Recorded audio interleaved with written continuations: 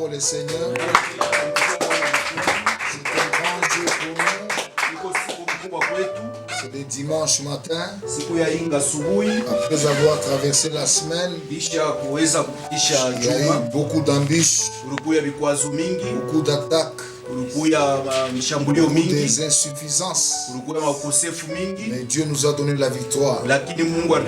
C'est pourquoi ce matin, nous sommes encore dans la joie de nous retrouver, de commémorer la grâce du Seigneur et bénir aussi Dieu parce qu'il est là toujours avec nous. Est-ce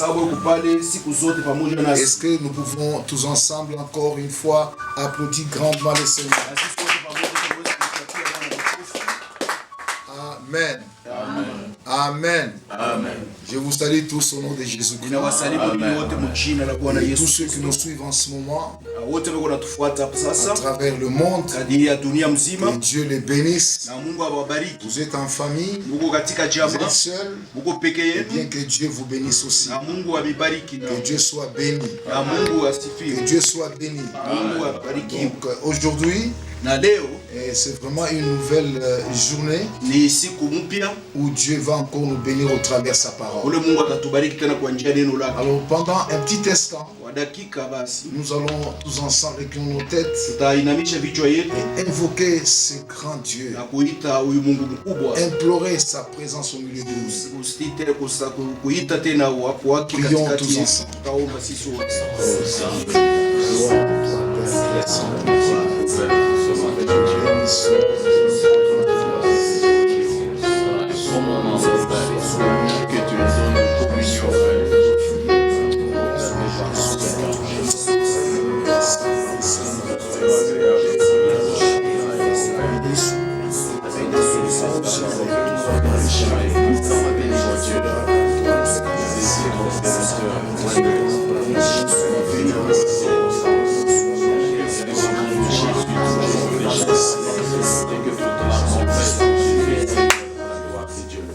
Je vais demander à Maman Pays de recommander cette réunion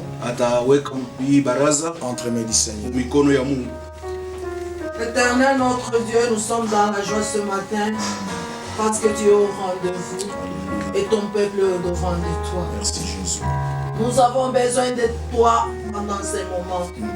Nous voulons te palper et vivre tes merveilles. Parce que tu n'as jamais changé, tu es le même. Hier, aujourd'hui et éternellement. Nous nous accrochons à toi, Jésus.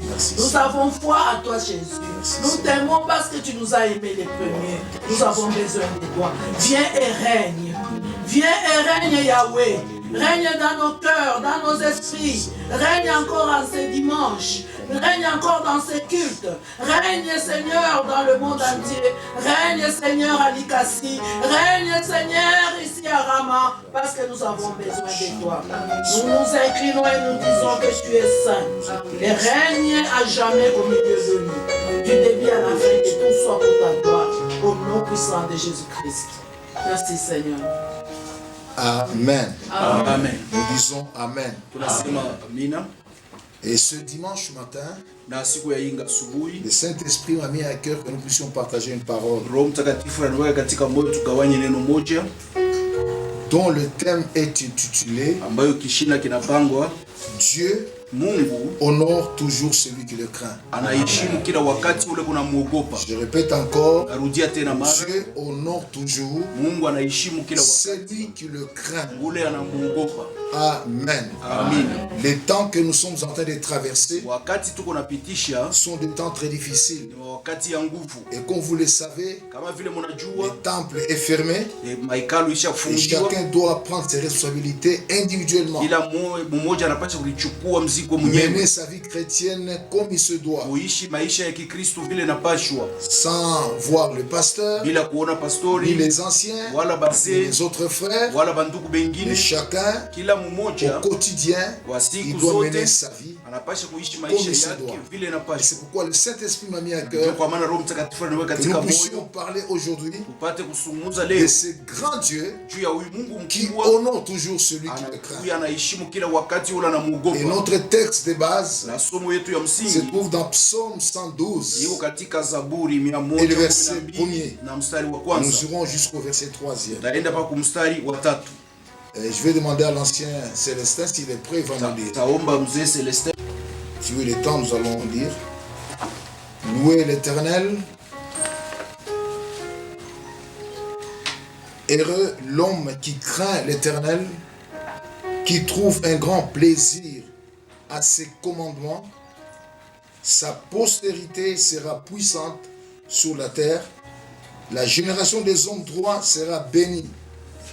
Il a dans sa maison bien-être et richesse. Quelqu'un peut répéter après moi, bien-être et richesse. Bien-être et richesse. Et sa justice subsiste à jamais. Que Dieu bénisse sa parole. Mungu abariki neno lake. Cette section des Écritures saintes Hii kipande ya nous prouve à suffisance inatuonesha que Dieu honore toujours ya kwamba Mungu anaheshimu kila wakati celui qui le craint. ule anapomuogopa. Donc la crainte de Dieu Basi boka ya Mungu est la vertu la plus importante inakuwa li mzuri sana dans la vie de quelqu'un ndani ya maisha ya ou Mungu dans la vie chrétienne. wala mu maisha ya Kikristo. La Bible dit que Biblia inasema ya kwamba sa postérité kizazi kyake sera puissante kitakuya na nguvu sur la terre. hapa pa dunia. Alléluia. Haleluya. Lorsque nous marchons dans la crainte de Dieu, Wakati tunatembea ndani ya boka ya Mungu, non seulement nous serons bénis, hapana tu nous en tutabarikiwa tant que parents, sisi kama wazazi. mais la Bible dit, Biblia inasema même notre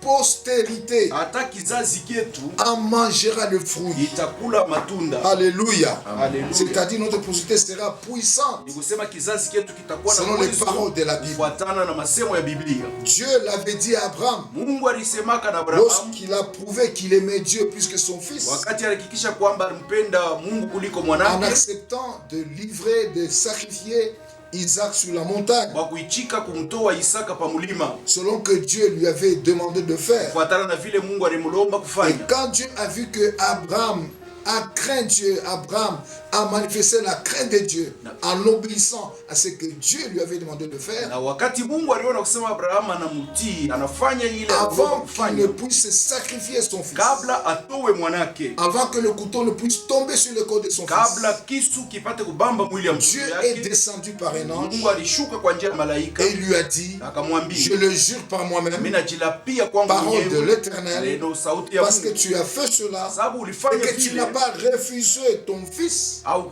nikataria na ton unique, mtoto yako wa pekee, je te bénirai, nitakubariki, je multiplierai ta postérité. tazidisha kizazi Dieu chako. commence par bénir Abraham, Mungu anaanza mbele kumbariki non Abrahamu, seulement Abraham, hapana mais mpaka aussi sa Abrahamu, postérité, anabariki na kizazi comme les chake étoiles du ciel kama et nyota comme le za sable qui mbingu, est sur le bord de la mer. kama mchanga Et inakuwa Dieu pembeni finit ya en bahari. disant, Na Mungu et anamaliza ta kusema, postérité na kizazi kyako possédera la kitashika porte de ses ennemis. milango ya badui En yake. quelque sorte, Kwa Dieu namna voulait ingine, dire, Mungu alipenda ta kusema postérité kizazi chako sera puissante kitakuwa na sur la uwezo face de la hapa pa terre. dunia. Que Dieu soit béni. Na Mungu abarikiwe. Et Dieu dit que celui qui le craint, Na Mungu anasema ule ça c'est anamuogopa. la suite de notre texte de base. Ile ni yafuatayo ya somo yetu ya Celui qui le craint, ule il anamuogopa, a dans sa maison eko na ndani ya nyumba yake bien-être et richesse. na maendeleo na Ce utajiri. sont les deux mots que nous avons répétés ici Ni ensemble. matamko miwili tuliweza kusema mara Celui qui tena. craint Dieu, Ule anaogopa Mungu, il a dans sa maison ndani ya nyumba yake bien-être et richesse. anakuwa na maendeleo na utajiri. Cette richesse Ile utajiri peut être spirituelle ou inaweza matérielle. kuwa ya kiroho wala ya Mais vitu ya pour kupasa. ce matin, Kwa ajili ya le siku ya Saint-Esprit leo, m'a conduit pour que je parle de la richesse spirituelle Roho Mtakatifu aliniongoza juu nisungumzie juu ya utajiri ya kiroho. que Dieu donne à celui qui le craint. Ile Mungu anampatia ule anamuogopa. Et vous êtes sans le savoir Na mnakosa kukosa que les kujua richesses spirituelles mali za dunia ont des retombées énormes sur nos richesses matérielles. inakuwa na matokeo kubwa sana pa mali ya bitu. Et Dieu a toujours commencé par nous bénir Na spirituellement Mungu ananjaka mbele kutubariki kwa kiroho avant de voir la bénédiction matérielle nous parvenir. kabla ya kuona baraka ya mwili kuweza kutufikia. Alléluia. Haleluya. Alléluia. Haleluya. Car il est écrit dans la Bible, Sababu imeandikwa ndani ya béni Biblia, soit Dieu, abarikiwe le Mungu Père de notre Seigneur Jésus-Christ, Baba wa Bwana wetu qui Yesu nous a Kristo, bénis de toutes sortes de bénédictions spirituelles spirituels dans dans les lieux célestes en Christ. Ce sont ces bénédictions spirituelles qui ont aussi des retombées matérielles dans nos vies et qui doivent se manifester lorsque nous craignons le Seigneur. C'est pourquoi ce matin, je vous parle de 4 bénédictions. Si nous avons le temps, nous pouvons les terminer. Des richesses spirituelles que Dieu promet, que Dieu donne à tout celui qui marche dans sa crainte. Quelqu'un dit Amen très fort. Il dit quelqu'un dit Amen très fort. Première richesse spirituelle, la crainte de Dieu nous garantit la bénédiction divine à longue durée. Je dis bien à longue durée. Ça ne sera pas à courte durée. Parce que quand Dieu bénit, il me fait suivre sa bénédiction d'aucun chagrin. Donc la bénédiction de Dieu aura une longue durée dans ta vie, surtout lorsque tu marches dans la crainte du Seigneur. Alors écoutez-moi bien, il n'est pas facile de réussir dans la vie et dans le ministère. Il est encore plus difficile de se maintenir dans la stabilité qu'offre la réussite une fois qu'on l'a expérimenté. Dans la vie, j'ai eu à le prêcher un peu partout. Je le répète encore, il y a 3 combats devant lesquels chacun d'entre nous doit s'évertuer à affronter. Nous sommes appelés à affronter ces 3 types de combats. Le premier combat, n'oublie pas de dire Amen, c'est le combat des positionnements. Alléluia. Chacun d'entre nous ici, lorsqu'il commence à grandir, dès qu'il entre à l'école, il commence à choisir quelle section suivre, quelle faculté université fréquenter. Tout ça c'est pour qu'un jour qu'il puisse se positionner dans la société selon ce qu'il rêve dans sa vie. Et ça c'est le premier combat. Mais je vous dis que c'est pas facile. Tu peux avoir des idées, tu peux avoir une vision, tu peux avoir des projets sur tes enfants. Tel sera-t-elle dans la vie, tel enfant fera telle chose dans la vie, tel enfant deviendra ingénieur, tel autre deviendra un médecin, mais nous ne savons pas comment est-ce qu'on peut y parvenir, parce que c'est un combat de la vie, le combat du positionnement. Dites Amen très fort. Deuxième type de combat, c'est le combat de l'épanouissement. Une fois qu'on est positionné, le deuxième combat qu'on doit livrer, c'est se positionner, c'est s'épanouir dans ce qu'on s'est positionné. Il y a beaucoup de gens qui ont une position dans la vie, mais qui ne s'épanouissent pas. Tu peux avoir un bon mari, tu peux avoir une belle maison, tu peux avoir un positionnement dans un mariage, mais tu constates après quelques années que l'épanouissement n'arrive pas. C'est un combat de la vie. Mais il y a aussi le troisième type de combat, c'est le combat de la maintenance. On s'est battu pour se positionner, on s'est battu pour commencer à s'épanouir. Une fois qu'on commence à s'épanouir, mais l'épanouissement ne se maintient pas. Jusqu'à un certain niveau, on sent qu'on est freiné, on est bloqué. Et ça, c'est le constat de plusieurs personnes dans leur vie. Mais celui qui les craint, il est appelé à franchir, il est appelé à vaincre, il est appelé à traverser jusqu'au maintien de sa bénédiction. Que Dieu soit béni. Et le roi David est passé par ces 3 combats. Il a été oint par Dieu, passant par Samuel, comme roi d'Israël, en affrontant des ours et des lions. Et plus tard, il va affronter Goliath. Il a vaincu le combat du positionnement.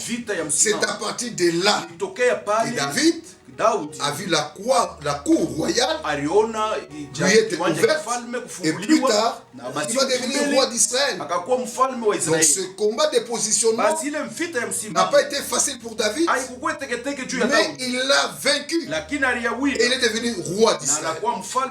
Alléluia. Et ce que Dieu voulait qu'il soit, il l'est devenu. J'aimerais te dire, ce que Dieu veut que tu sois, tu le deviendras. À moins que tu marches dans la crainte de Dieu. Alléluia. Il a vaincu ce combat de position. Et sa position royale à Hébron, où il a régné pendant 7 ans.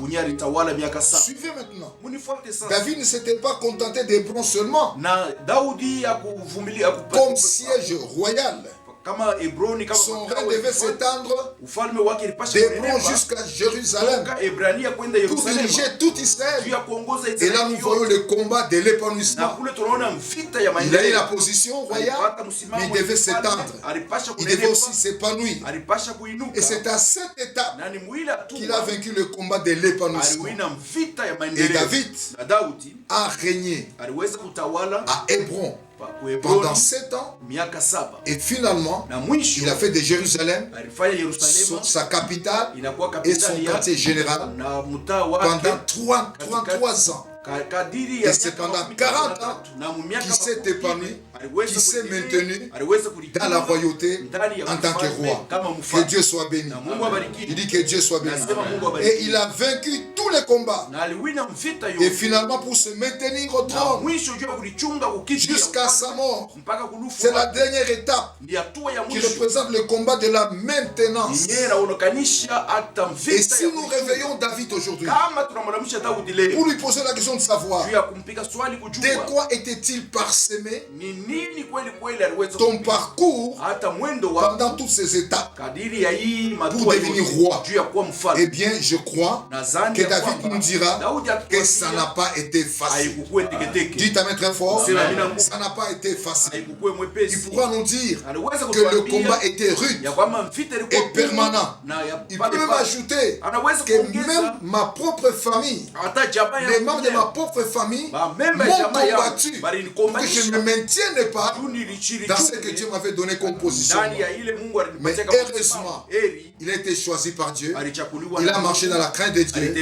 Et finalement David, il a fini sa vie en tant que roi.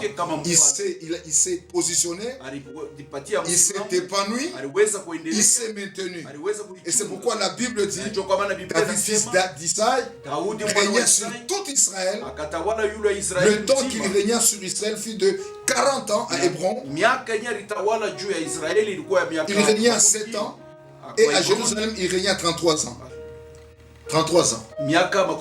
Il mourut dans une heureuse vieillesse, rassasié de jours, des richesses et de gloire.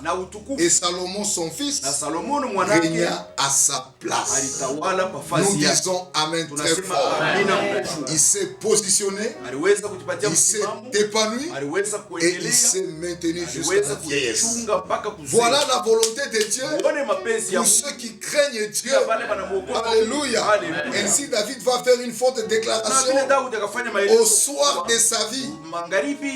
Dans Psaume 37 verset 25, j'ai été jeune et j'ai vieilli. Ça c'est le parcours de sa vie. Et je n'ai point vu le juste abandonné. Il s'agit du juste. Le juste là c'est celui qui craint Dieu, ni sa postérité. Donc le juste aura des bénédictions qui auront des retombées sur sa postérité. Ni sa postérité mendiant son pain. Donc il s'agit du juste, de celui qui craint Dieu. Écoute-moi bien. N'oublie pas de dire Amen à ça. Crains Dieu, tu vieilliras. J'ai dit crains Dieu, tu vieilliras.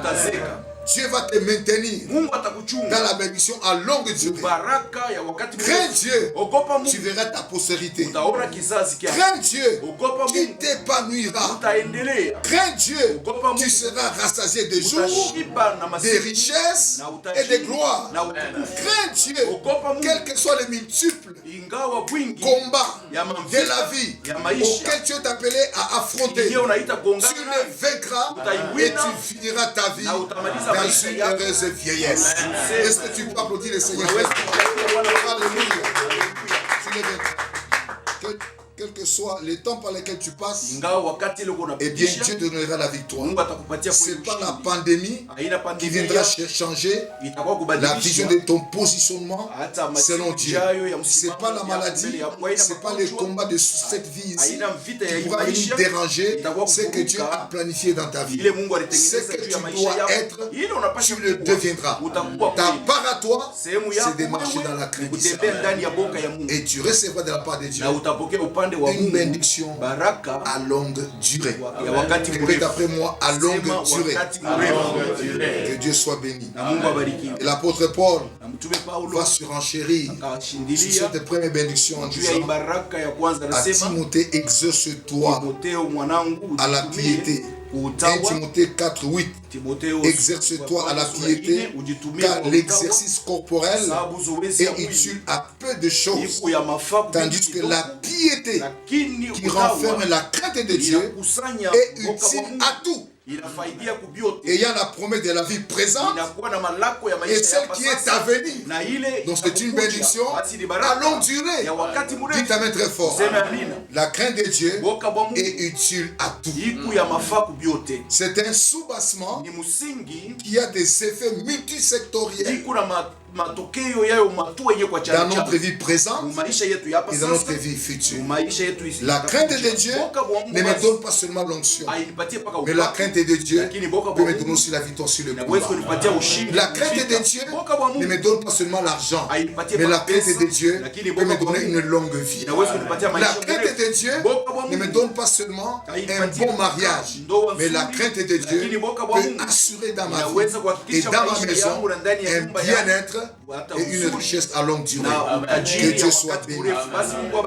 Deuxième richesse spirituelle. Na utajiri ya pili ya kiroho, Nous avons fini avec la première richesse. tunamaliza na utajiri ya La kwanza. deuxième richesse spirituelle Tajiri ya pili ya que nous kiroho recevons de la part de ile Dieu tunapokea toka kwa lorsque Mungu nous marchons dans la crainte, wakati tunatembea c'est que mboka la wa Mungu. crainte de Dieu Kusema boka kwa Mungu nous confère la inatupatia crédibilité hata et kustahili nous rend recommandables. na inatupatia kweli bantu Ça wote nous batu confère la crédibilité inatupatia kweli heshima et nous rend na recommandables. inafanya bantu bote Pose-toi la question de savoir est-ce Ujipike que swali tu es recommandable? wewe unastahili Est-ce qu'on peut te recommander quelque chose? banaweza kukupatia Est-ce kitu qu'on peut fulani, te recommander quelque part? banaweza kukupatia Les gens kukupeleka ont fasi peur. fulani. Bantu weko na boka, Les gens doutent bantu weko na de ta shaka personnalité ya bumuntu parce que wako, quelque part sababu fasi fulani la crédibilité hata ile heshima n'est pas là haiko et tu es peu recommandable. na hawawezi Mais la kupeleka volonté fasi. de Dieu Lakini est mapenzi ya que tu Mungu le craignes ni pour umuogope que avec la crainte kusudi pamoja na Dieu boka t'accorde la richesse Mungu spirituelle akupatie utajiri ya kiroho qui est la crédibilité inakuya kule kukubaliwa et que tu sois na recommandable. upate kweli On kuheshimiwa dit na amen très kukubaliwa na fort. watu. Tuseme J'ai amina dit Mungu. bien crédibilité Nasema kukubaliwa et na recommandation. mtu ule banaweza Ce sont ces kupeleka. deux choses qui arrivent Hivi vitu viwili avec la vinafika crainte de Dieu na boka kwa Mungu comme richesse kama spirituelle. utajiri ya kiroho Dans tous les domaines muhatua yote d'activité impliquant plusieurs personnes, ya makazi ile inaingiza watu wote, la perle rare na kilulu ilikuwa est très chère. na ile inakuwa na bei, C'est l'homme ou la femme ni mwanaume wala à qui mwanamke, tous peuvent faire confiance ule mtu wote anaweza kutumainia sur base des preuves de sa crédibilité. C'est ça, la perle rare et qui coûte cher. Ni ile inakuwa na bei mno. L'apôtre Paul comprenait très bien cette réalité Na mtume Paulo alielewa vizuri et travaillait à imprimer cette qualité, cette vertu alitumika sana kwa kuchapa hii hali à toutes toutes les églises qu'il a makanisa implantées, yote ile aliweza kushimika, et en particulier à tous les fils qu'il a engendrés dans la kwa foi, upekee kwa batoto wote aliweza kusala katika qu'il imani. a appelé plus tard compagnons d'œuvre. Mwenye aliweza kuita wakati ya kumbele Et son ministère kazi na utumishi wake a transformé beaucoup de gens. ilibadilisha watu wengi. À titre d'exemple, Kwa mfano, il a transformé Timothée. alibadilisha Timotheo. Dites Amen très fort. Amen. Et c'est pourquoi il lui a dit un jour, Ndio kwa maana alimwambia siku le commandement que je t'adresse, Timothée, mon enfant, ile mimi nakupatia selon Bwana les prophéties faites précédemment à ton sujet, kufuatana na unabii c'est que kuweza d'après kufanya kwa ajili ya kufuatana nayo, tu combattes le bon combat kombane vita nzuri en gardant la kwa foi kuchunga imani et une bonne conscience. na zamiri nzuri. Cette conscience, Hii zamiri quelques-uns wengi l'ont perdue baliweza et kuipoteza ils ont fait naufrage na baliweza par rapport kuanguka à la foi. kwa njia ya imani. Donc, cette affaire de la crainte de Dieu Basi hii mambo ya boka ya Mungu concerne tout d'abord votre propre conscience. inaelekea mbele, inaangalia kabisa kabisa zamiri yenu, Et on peut servir Dieu, na tunaweza kutumikia Mungu, on peut servir les autres, tunaweza kutumikia mais wengine, faites attention lakini kalamkeni avec votre conscience. na zamiri yenu. Il faut que ce que vous faites Inafadhali vile mko ne vous nafanya reproche de rien. ishikwe na mibonya À kukitu. ce moment-là, Ile wakati vous serez sûr utakuwa na que vous marchez hakikisho dans la crainte de ya Dieu. kwamba uko natembea Les gens mboka. peuvent vous voir marcher dans la crainte Watu wanaweza kuona parce unatembea qu'il mboka y a un public qui vous entoure. sababu kuna matili Il na faudra que kuzunguka. votre propre conscience Na napendelea vous rende zamiri des yenu témoignages na que ushuhuda yenu réellement ya vous kwamba marchez kweli dans la crainte du uko Seigneur. natembea mboka na Mungu abariki. Son ministère a transformé aussi Onésime Utumishi yake buliweza kugeuza tena Onezimo d'inutile toka kukosa qu'il était kustahili, avant ile alikuwa sa mbele conversion à un homme utile anakuwa mtu wa mafaa qu'on pouvait recommander. ule baliweza C'est kupeleka pourquoi dans fasi. Philippiens plutôt Philémon 1 verset 10, Ndio kwa maana wa Filemoni sura ya je kwanza t'ai pris pour mon enfant que j'ai engendré dans les chaînes, Onésime, qui autrefois t'a été inutile, mais qui maintenant est utile et à toi et à moi. Si donc tu me tiens pour ton ami, reçois-le comme moi-même. Alléluia. Amen. Ce jeune homme Huyu kijana a rencontré l'apôtre Paul alikutana na mtume et il a Paulo, donné sa vie à Christ. alitoa maisha yake kwa Et Kristo, quelque temps après, na wakati il devait ilipopita maintenant être libéré par l'apôtre Paul. alipasha kuachiliwa na mtume Et Paulo, ce jeune homme na huyu kijana a été recommandable aliweza kupelekwa, et il est rentré dans la maison où on l'avait chassé. anarudia munyumba mule baliweza Il est kumfukuza, devenu recommandable. anakuya mtu ule Donc, la baliweza crainte de Dieu kukubali- donne Boka la bwa crédibilité Mungu unatupatia et la kukubaliwa recommandation. na kuweza Que Dieu soit kupelekwa béni. tena. Mungu abarikiwe. Que Dieu soit loué. Mungu asifiwe. Et enfin, son Na ministère mwisho utumishi wake a transformé Épaphrodite ilibadilisha en Epafroditi courroie de transmission entre lui na kati ya et les uamisho églises qu'il avait bâties. na makanisa ile aliweza Et kujenga la crédibilité de ce dernier na kukubaliwa kwa huyu wa Mungu lui a valu une considération distinguée ilimpashwa kwa ile heshima ya jusqu'au ajabu. point où l'apôtre Paul a demandé à l'église Mtume Paulo alomba kwa kanisa d'honorer ce genre de personnes. kuheshimu mfano ya bantu ba hivi. Donc,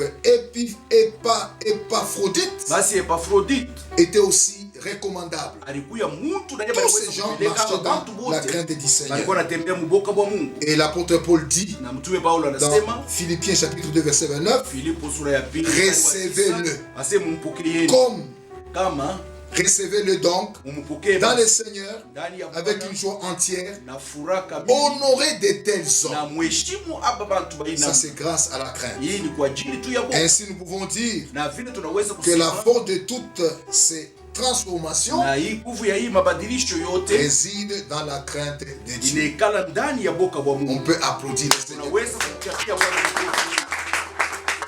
Et cette crainte Na hii boka finit par engendrer iliko nafikia paka la mkutano crédibilité en nous hata kukubaliwa kwetu ndani et la recommandation en na nous. kuweza kupelekwa ndani yetu. J'aimerais te dire, Napenda kukuambia sois recommandable. uwe mtu ule Je banaweza dis, kupeleka. sois Uwe recommandable. mtu ule banaweza kupeleka. Sois basi. recommandable. Uwe mtu ule C'est pas banaweza l'affaire kupeleka. d'un mois Haina mambo ya ou mwezi d'une année. mmoja wala ya Non, mwaka mmoja, hapana. c'est tous les jours de ta vie. Siku zote Tu ya dois maisha yako. travailler dur Unapasha pour tumika que tu aies nguvu du crédit juu et ukuwe na que tu ile sois heshima na recommandable. upate kuwa mtu anakubaliwa. Alléluia. Alléluia. Et c'est jusqu'à ce que Jésus Na ni mpaka pale Yesu reviendra. atarudi. Que Dieu soit béni. Troisième richesse spirituelle, avant de terminer, c'est que la crainte de Dieu, ça j'ai beaucoup aimé, ça m'a beaucoup béni hier quand j'ai médité cette parole, c'est que la crainte de Dieu nous introduit dans la catégorie des espèces rares et recherchées. Alléluia.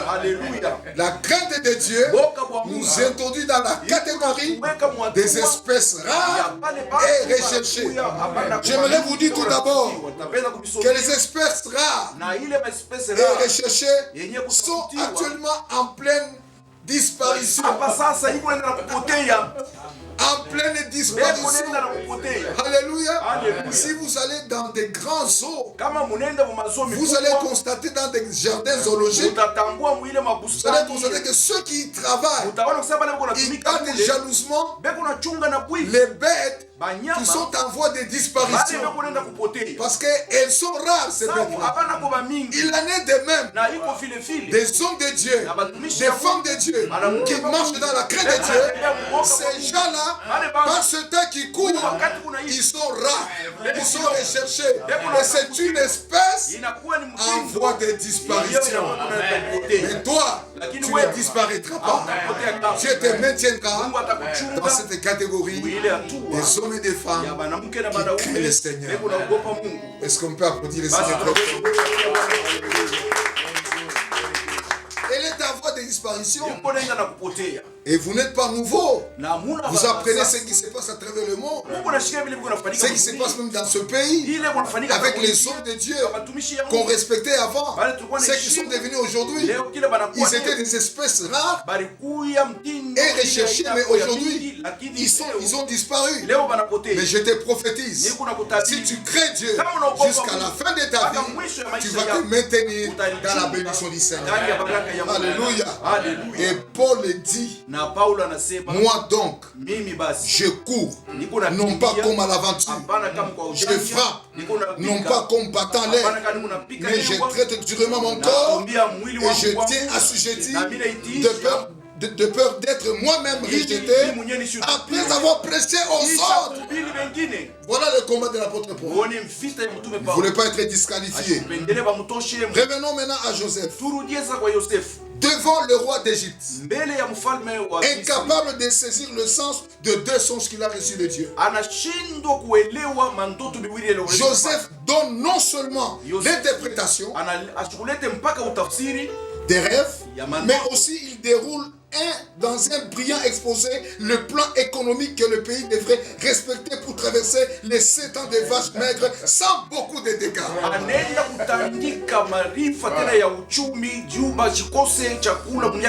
Maintenant écoute-moi bien. N'oublie pas de dire la très fort. Par cette interprétation, Pharaon se rend compte qu'il était devant un homme au mental prophétique des grandes carrures. Mental prophétique des grandes carrures. Et il dit à ses serviteurs, dont il connaît les limites, trouverions-nous un homme comme celui-ci, ayant en lui l'esprit de Dieu? Oui, par ses paroles, Pharaon voulait tout simplement démontrer, noir sur blanc, que Joseph est une espèce rare et recherchée. Que Dieu soit béni. Et séance tenante, Pharaon crée une primature. Dieu créera certaines choses pour toi. Séance tenante, Dieu va créer une primature. Je ne sais pas si cette primature existait auparavant. Je ne sais pas. Mais Pharaon va créer cette primature aux séances tenantes.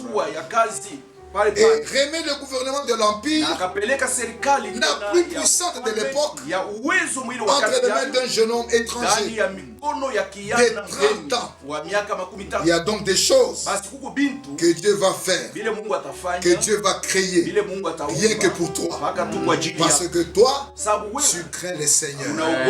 Et par ricochet, tu deviens une espèce rare, une espèce recherchée, une espèce crédible, ile inakuwa na une heshima, espèce recommandable. mtindo ile banaweza La chose qui a introduit Joseph na kitu kile kiliweza dans la kuingiza catégorie des Yosefu grands esprits hatua ya et qui a mapambo favorisé makubwa, son ascension na ile son kuweza élévation kupandisha na fulgurante kumfundisha yenye a été kuonekana la crainte de iliweza Dieu. kuya ni boka bwa Mungu. Est-ce que tu peux applaudir très Basi fort? unaweza kuchapa makofi. C'était la crainte de Dieu. Ilikuwa ni boka ya Ne Mungu. l'oublie jamais. Usisahau Retiens kamwe, dans ton cœur. uikamate ndani ya C'est roho yako. dimanche matin Hii siku que ya le Inga pasteur asubuhi, Jonas ya kwamba Pasteur m'a Jonas prêché sur la crainte de Dieu. alihubiri juu ya Et boka si bwa tu Mungu. tiens ça à cœur, Kama unachunga ces choses que ile nous sommes en roho, train d'énumérer hivi ici, vitu tuko natandika tu les hapa, verras dans ta vie. utaviona maisha Que Dieu yako. soit béni. Na Mungu abarikiwe. Cette crainte Na ile boka est révélée à partir de la maison de Pontiphar, inafunuliwa kwa njia ya nyumba ya où Potifa. il a rejeté les sollicitations endiablées de sa femme qui avait voulu coucher avec Joseph. Ule aliweza kutupa maneno yote ile mke wa Potifa aliweza Joseph kufanya était kitu ya ferme shetani na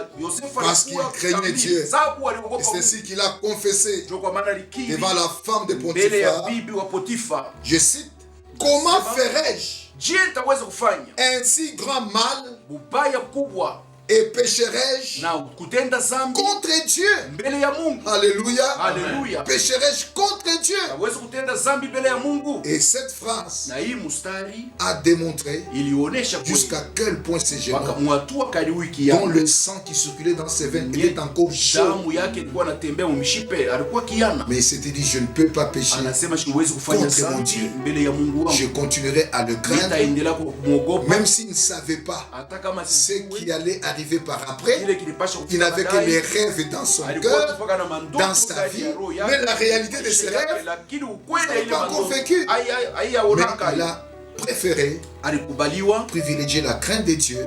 kutangulisha mbele sa boka bwa Mungu ndani ya Oh, maisha yake. j'aimerais te dire, Napenda kukuambia si tu crains Dieu, kama unaogopa Mungu tu ne chercheras pas l'élévation. au utatafuta Oh, c'est à kupandishwa, toi que je ni parle. kwako nikunasema. Vous êtes dans votre maison, répondez Amen très fort.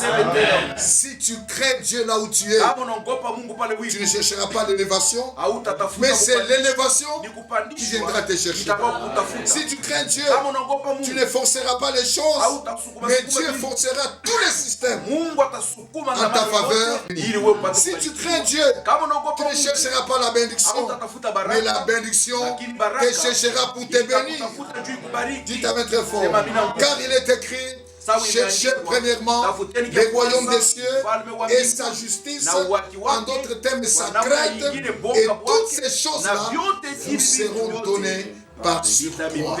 Est-ce que tu peux applaudir très Basi fort? unaweza kupigia tena Bwana makofi.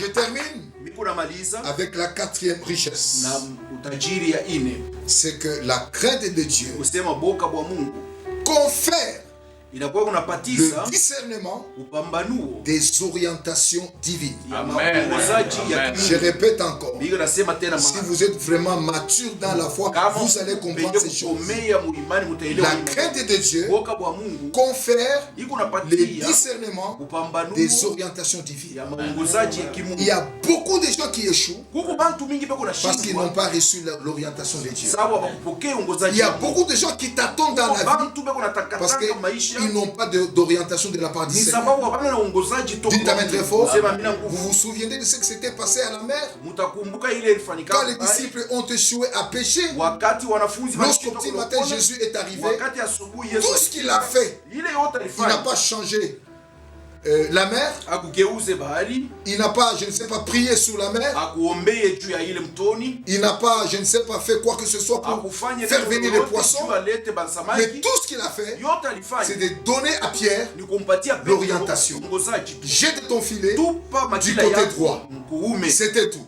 Et quelque part encore, na fazi il a fulani, dit, anasema, avance en pleine eau. chofa mu maji Et la marefu. pêche était devenue Na miraculeuse. kulopola kulikuwa kwa abondante. majabu kwa- Tout ce qu'il kwa fallait yote ile ilipaswa À cette étape-là, ile hatua c'était la révélation ilikuwa tu ni de ufunuo l'orientation ya de Dieu. uongozaji ya Mungu. Bien aimé, ça peut paraître trop petit pour toi, Wapendwa, inaweza kuwa mais kidogo c'est tout ce kwako. qui constitue le soubassement de ton avenir. Ndio ile inakusanya Tu tena as échoué parce msingi ya que maisha tu n'as yako. pas suivi l'orientation de Dieu. Ulishindwa sababu ufuate Tu as uongozaji ya tapé Mungu. à côté parce que tu n'as pas écouté l'orientation de Ulienda Dieu. pembeni sababu ufuate Et David uongozaji ya était Mungu. un grand Na roi Daudi alikuwa dans mfalme sa vie. mkubwa maisha Parce yake. que même dans de petites choses, Sababu hata mbitu David kidogo se mettait à genoux Daudi alikuwa et anakuwa demandait à Dieu magoti, iko na son uliza orientation. unyongozi. Et lorsqu'il avait le faveur de Dieu, Na wakati alikuwa na kibali ya Mungu, David posé le premier pas pour aller atteindre maintenant son projet. Et chaque fois qu'il le faisait après avoir reçu l'orientation du Seigneur, j'aimerais te dire, au moment où je te prêche, ce sont les orientations de Dieu que je te donne. Et tu réussiras parce que tu as l'orientation de Dieu. Que Dieu soit béni.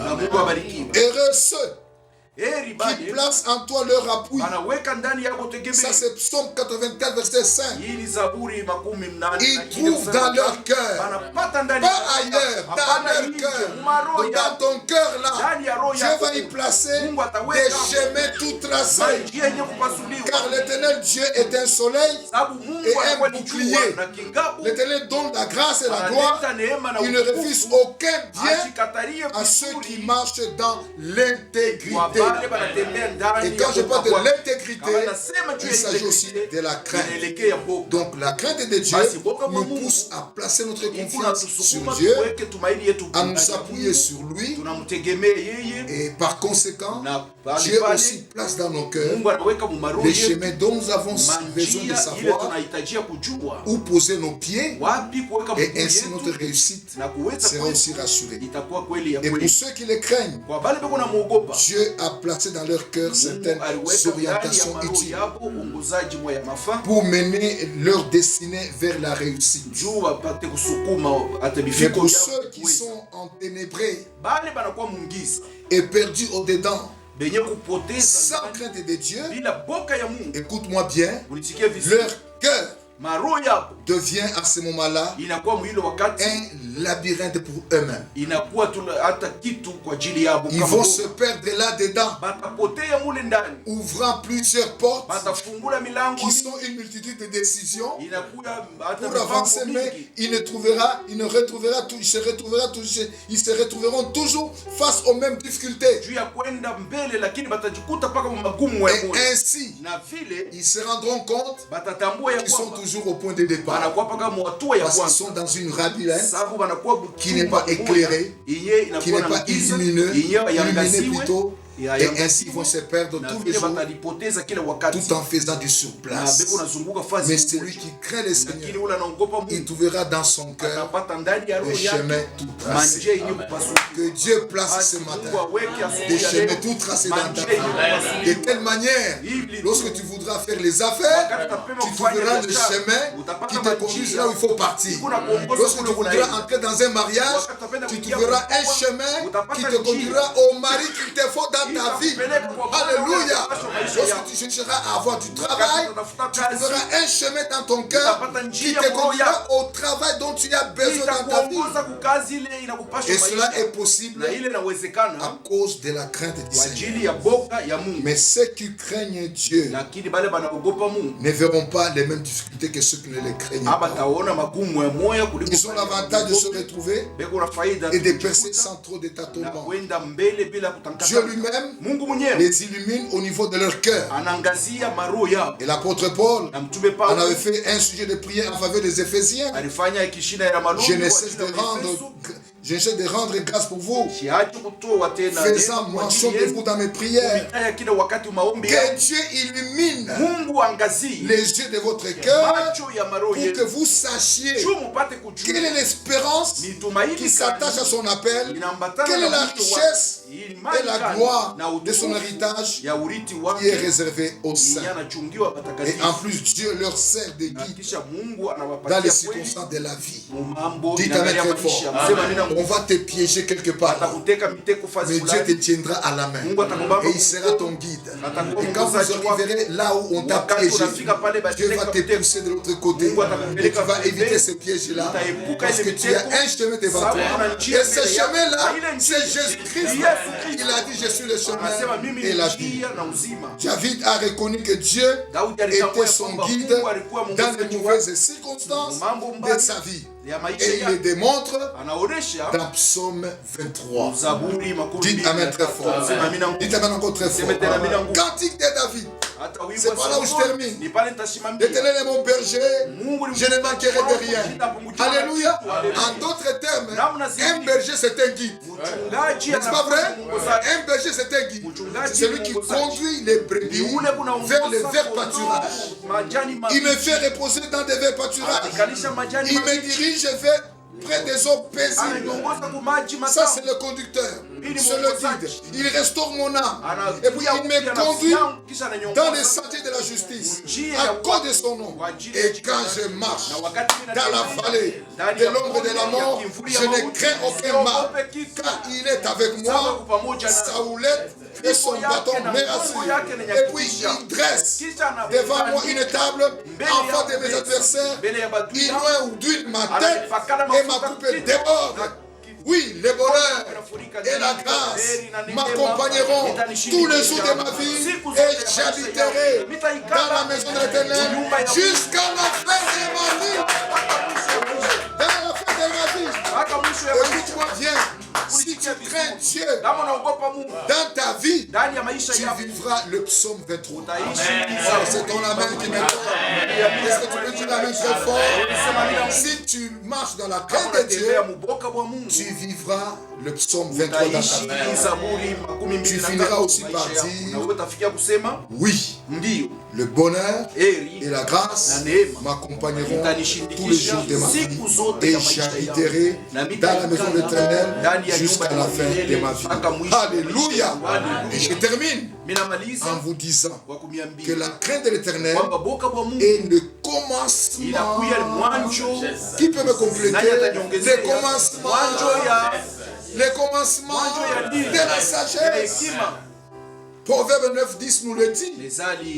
Donc, la crainte de l'Éternel, j'aimerais dire tout simplement, c'est le commencement de tout. Non seulement de la sagesse, mais c'est le commencement de tout. Tu veux aller loin avec Dieu, commence par la crainte de Dieu. Tu veux aller un jour au ciel, commence par la crainte de l'Éternel. Tu veux aller loin avec Dieu, commence par la crainte de l'Éternel. Tu veux avoir une vie bénie, commence par la crainte de l'Éternel. Tu veux avoir la victoire sur la sorcellerie de ta famille, commence par la crainte de l'Éternel. Et ainsi, bien aimé, la crainte de Dieu est un sous-bassement multisectoriel de notre vie sur la face de la terre. Tout ce que nous ferons dans notre vie, où que nous irons, quoi que nous soyons, quoi que nous fassions, dépendra aussi de notre crainte vis-à-vis de Dieu. La prospérité dépendra de la crainte de Dieu. La croissance à tous égards dépendra aussi de la crainte de Dieu. Tout ce que nous aurons besoin de faire dépendra de la crainte de Dieu. C'est la raison pour laquelle vous allez comprendre que ce matin, je vous ai parlé comme je parle aux grandes personnes. Je ne parle pas aux petits enfants sur les péchés de l'adultère, sur les péchés de l'ivrognerie, sur les péchés du mensonge, sur les péchés des péchés, les péchés. Non. Je vous ai parlé, je vous ai donné ce qui est fondamental. Marcher dans la crainte de Dieu. Vous allez éviter toutes ces petites choses-là et vous aurez une vie chrétienne exemplaire, qualitative et une vie chrétienne influente. Que le Seigneur vous bénisse aujourd'hui et à jamais, parce que vous êtes prêts à marcher selon sa crainte. Que Dieu soit béni.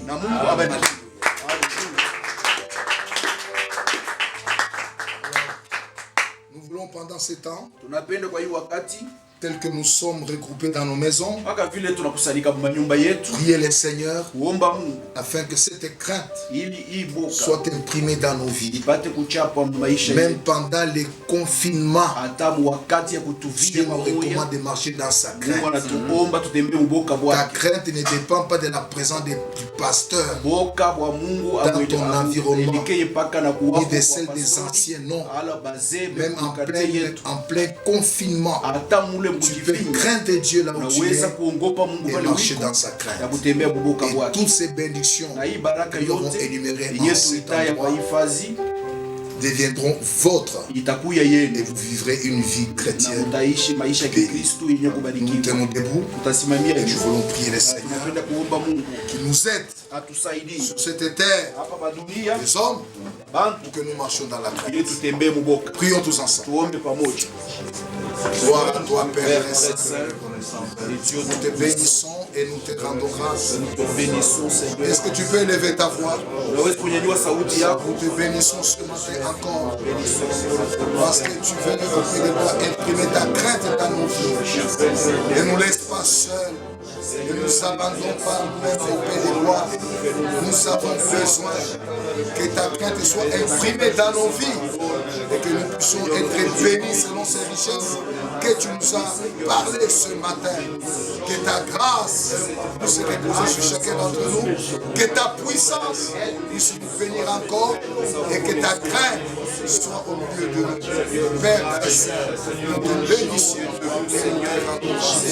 Tu vas nous aider, tu vas nous bénir, tu vas faire des choses par toi Dieu qui nous aide. J'aimerais te donner un sujet important avant de terminer. Fais l'examen de conscience. Tu vas découvrir que tu as un point faible. Peut-être il y a 2 ou 3 ou 4.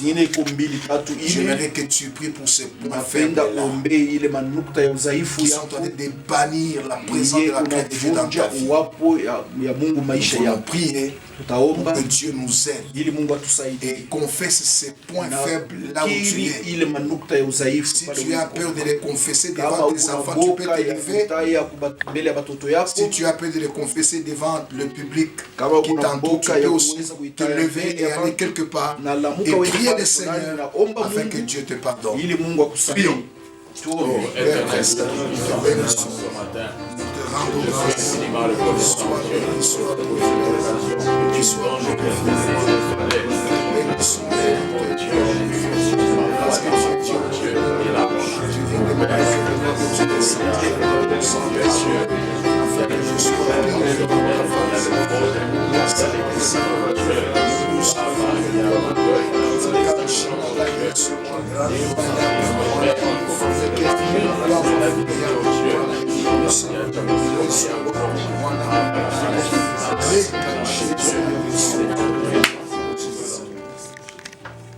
Père très saint, je viens à présent recommander ton peuple entre tes mains. Tout celui qui nous a suivis, qu'il soit béni par ta grâce.